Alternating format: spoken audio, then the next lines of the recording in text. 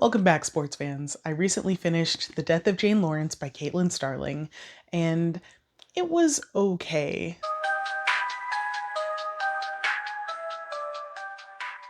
The Death of Jane Lawrence follows our main character, Jane Shoringfield, who enters into a marriage of convenience, kind of a contractual marriage, with this doctor, Augustine Lawrence. So, Jane has a bunch of rules and stipulations for getting married, like she wants to keep her independence, she wants to continue working as an accountant, she wants to have her own finances, and she doesn't want to do all the boring crap that a wife is supposed to do.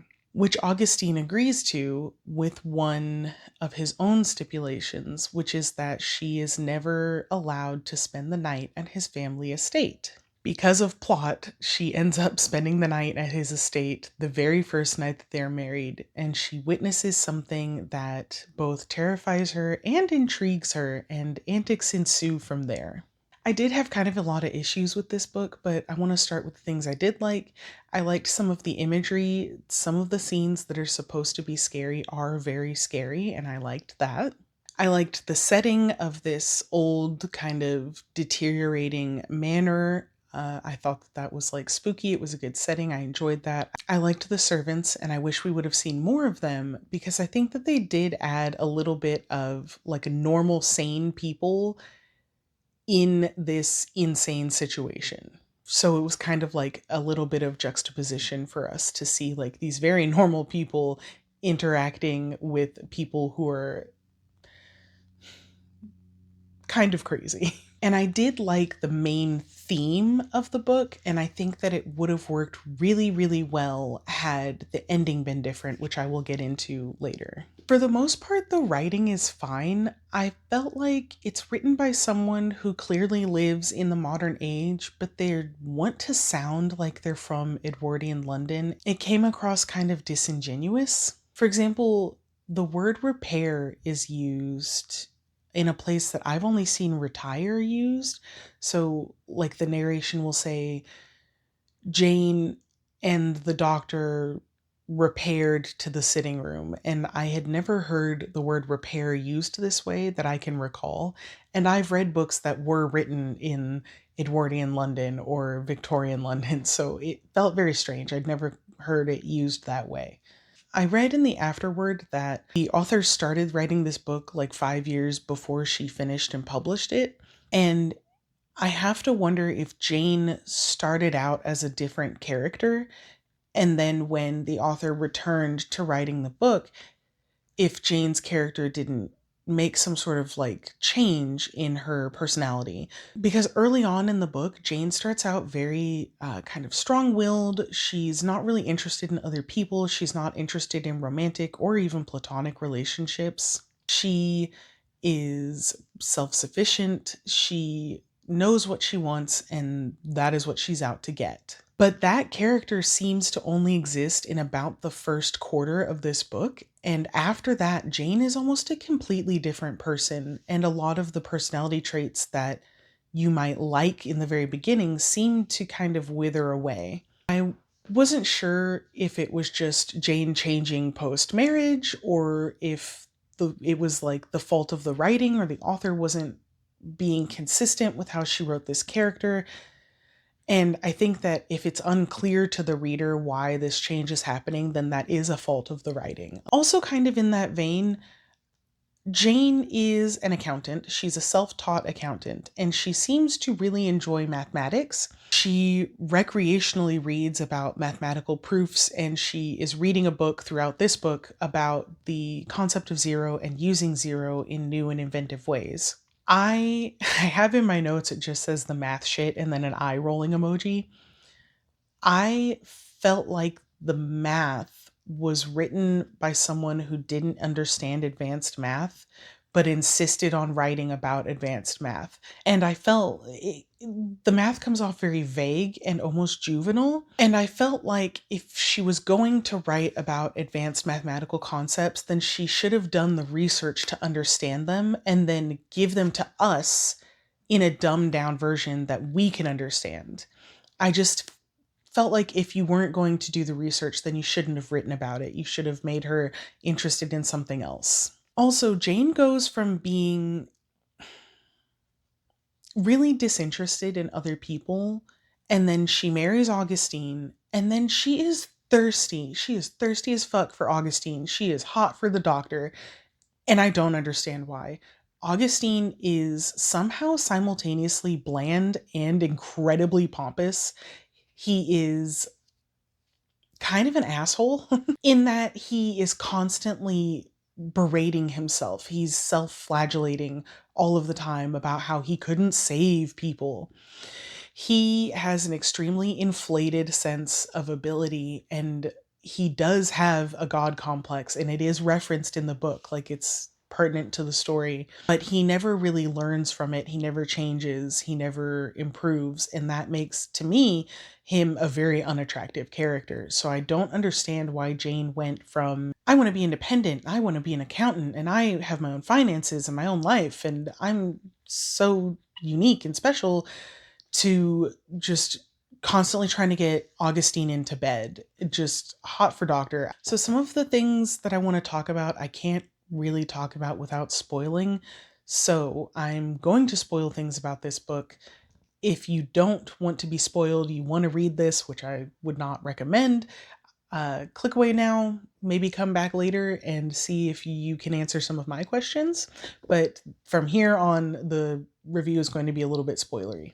So the big reveal in this book is we find out that Augustine's manor is haunted. And it's haunted because he tried to do a magic ritual to bring his dead wife back to life. And the ritual was kind of corrupted by Augustine's own shame. So instead of bringing his dead wife back, he drew these like monsters to him, to his estate. They feed on like shame and self-hatred. My ears. I think that would have been all fine and good, except that the author never really explains where they came from, why they came. Augustine didn't create them. They came from somewhere. I know that this is kind of a strange complaint because not everything has to be explained, but the author does spend a lot of time explaining other things that happen. So it bothered me that she didn't explain this. It's just a problem that I had. It's a question I had. I wanted to understand where these things came from. Why do they turn into statues when they're defeated? It didn't really make sense to me. It also didn't make sense to me why they seem to be confined to the manor. And now it just occurring to me, why does Augustine get sick if he leaves? If Augustine doesn't spend the night in his manor, in his home, he gets sick. He gets physically sick. Who knows? I don't know why. I don't know why that happens. It's not explained. We don't get clarification on that. So another question that I had, and this might be just because I'm dumb that I didn't understand this, but Augustine does his little magic circle crap with a handful of other doctors, and they all like want it to work, but they don't actually believe in it, so it never works. But there's one doctor, Dr. Niz Nizamiev? Nizamiev? I don't know how to pronounce her name. I think it's Nizamiev. She is a psychiatrist, and she has taken a particular interest in people who try to do magic. She asserts, and other people assert throughout the book, that when you actually do magic, it almost always backfires, and it backfires in a way that causes physical deformities, death, or like catatonic state. So nobody who does magic gets to live happily ever after. Everybody suffers. But this doctor is super interested in like how it happens, what you did wrong, and why maybe the end result is that you die or like weird stuff happens to you. This doctor gives Jane some information to help her to help her do a couple of rituals, because Jane is obsessed with this man that she's known for like 7 days and wants to save him from himself. It's so dumb. The god complex thing is so dumb. So at the end of the book, Dr. Nizamiev has a conversation with Jane, and The narration says that like Jane realized something about the doctor, and so she doesn't tell the doctor anything that happened. The doctor is like, hey, what happened with all this magic? How did the ritual go? How were you able to save him? And Jane literally is like, magic? I don't know what you're talking about. Never heard of her. So I don't understand why Jane lied to the doctor and like why she withheld that information. I read the passage a couple of times, but it was late at night, so maybe I missed something, but I felt like there's some subtext missing. I didn't understand why we're not telling the doctor about magic. I just didn't understand. I rambled on about the consequences of using magic in this story because I think it's really important to get to my biggest problem. This, up until this point, even with all these complaints, I would say that this was a 3-star book. The ending dropped it a star for me, at least a star.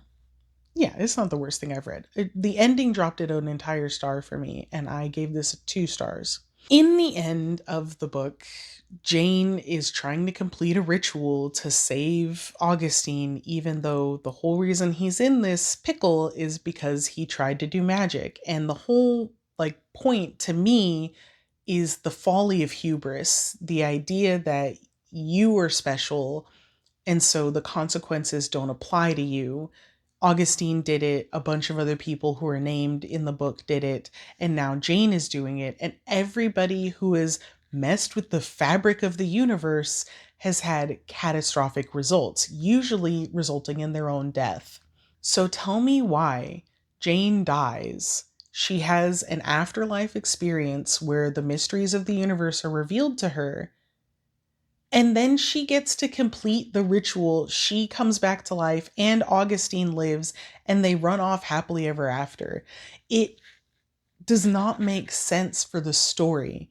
For the theme of the book to be true, which is like that your own hubris will be your destruction, Jane and Augustine have to die.